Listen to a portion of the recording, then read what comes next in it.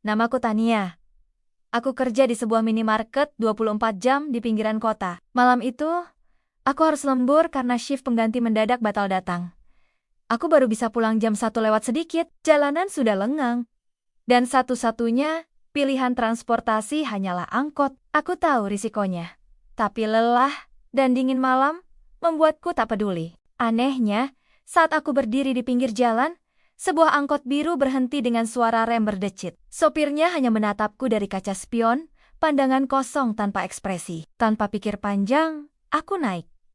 Di dalam, hanya ada satu penumpang lain, seorang ibu tua, dengan selendang menutupi wajahnya. Ia duduk diam, tubuhnya menghadap jendela, tidak bergerak sama sekali. Aku duduk di dekat pintu keluar, berjaga-jaga. Tapi, beberapa menit kemudian, aku mulai merasa ada yang aneh. Jalanan yang kulalui terasa salah. Seharusnya butuh waktu 15 menit ke rumahku, tapi sudah lebih dari 20 menit, dan aku belum melihat satupun bangunan yang kukenal. "Pak, ini lewat jalan mana?" tanyaku pelan. Sopir tetap diam. Ia terus menyetir lurus. Lampu jalan pun semakin jarang. Hingga akhirnya, tidak ada lagi cahaya selain dari lampu dalam angkot yang remang-remang. Aku mulai panik. Si ibu tua tiba-tiba menoleh perlahan padaku. Selendangnya melorot. Wajahnya.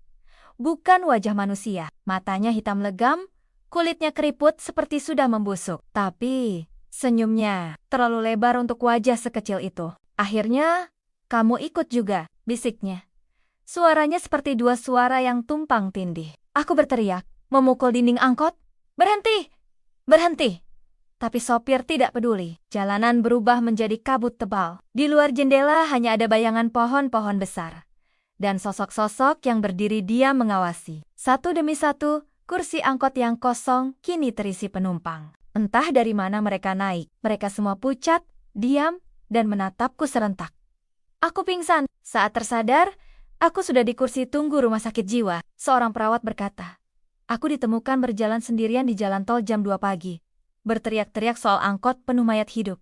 Yang aneh, di saku bajuku ada karcis sobek bertuliskan, trayek 13 angkot terakhir, penumpang tidak pernah turun. Sejak malam itu, aku tak pernah naik angkot lagi. Kadang, saat aku sendirian di malam hari, aku masih bisa mendengar suara angkot itu berhenti di ujung jalan. Tapi tak ada yang melihatnya. Karena angkot terakhir hanya datang untuk yang sudah dipilih. Kalau kalian suka konten horor, jangan lupa like, komen, dan subscribe ya.